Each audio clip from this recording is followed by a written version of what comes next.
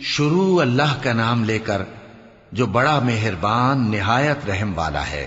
کوہ طور کی قسم اور اس کتاب کی جو لکھی ہوئی ہے کشادہ ورق میں، اور آباد گھر کی اور اونچی چھت کی، اور جوش مارتے سمندر کی کہ تمہارے پروردگار کا عذاب واقع ہو کر رہے گا اور اس کو کوئی روک نہیں سکے گا۔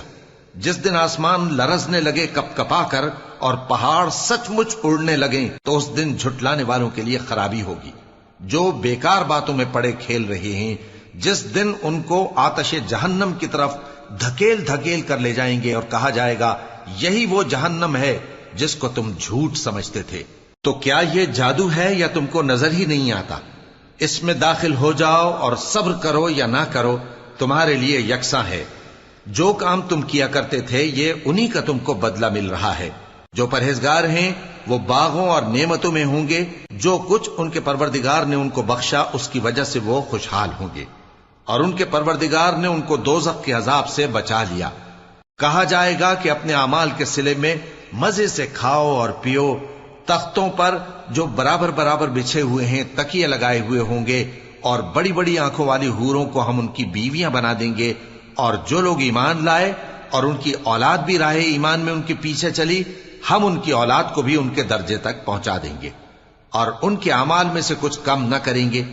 ہر شخص اپنے اعمال میں پھنسا ہوا ہے، اور جس طرح کے میوے اور گوشت کو ان کا جی چاہے گا ہم ان کو عطا کریں گے۔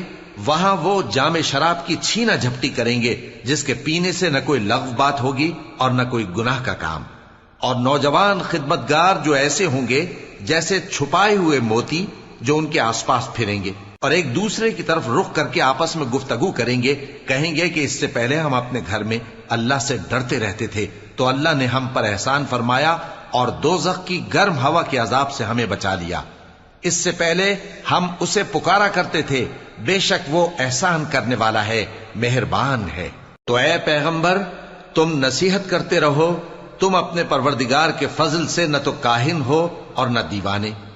کیا کافر یہ کہتے ہیں کہ یہ شاعر ہے اور ہم اس کے لیے زمانے کی گردش کا انتظار کر رہے ہیں؟ کہہ دو کہ انتظار کیے جاؤ، میں بھی تمہارے ساتھ انتظار کرتا ہوں۔ کیا ان کی عقلیں ان کو یہی سکھاتی ہیں یا یہ لوگ ہیں ہی شریر؟ کیا کفار یہ کہتے ہیں کہ ان پیغمبر نے قرآن از خود بنا لیا ہے؟ بات یہ ہے کہ یہ اللہ پر ایمان نہیں رکھتے۔ اگر یہ سچے ہیں تو یہ بھی ایسا کلام بنا لائیں۔ کیا یہ کسی کے پیدا کیے بغیر ہی پیدا ہو گئے ہیں، یا یہ اپنے آپ کو خود پیدا کرنے والے ہیں، یا انہوں نے آسمانوں اور زمین کو پیدا کیا ہے؟ نہیں، بلکہ یہ یقین ہی نہیں رکھتے۔ کیا ان کے پاس تمہارے پروردگار کے خزانے ہیں یا یہ کہیں کے داروغہ ہیں، یا ان کے پاس کوئی سیڑھی ہے جس پر چڑھ کر آسمان سے باتیں سناتے ہیں؟ تو جو سن کر آتا ہے وہ کھلی سند لے کر آئے۔ کیا اللہ کی تو ہوں بیٹیاں اور تمہارے لیے بیٹے؟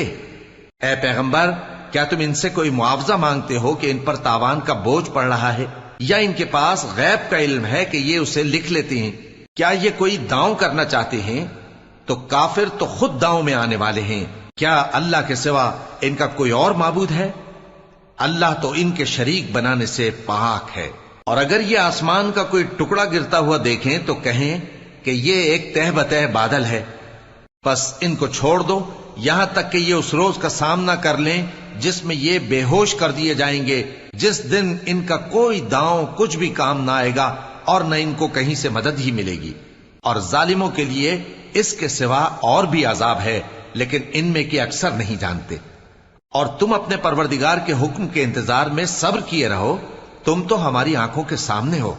اور جب اٹھا کرو تو اپنے پروردگار کی تعریف کے ساتھ تسبیح کیا کرو، اور رات کے بعض اوقات میں بھی اور ستاروں کے غروب ہونے کے بعد بھی اس کی تسبیح کیا کرو۔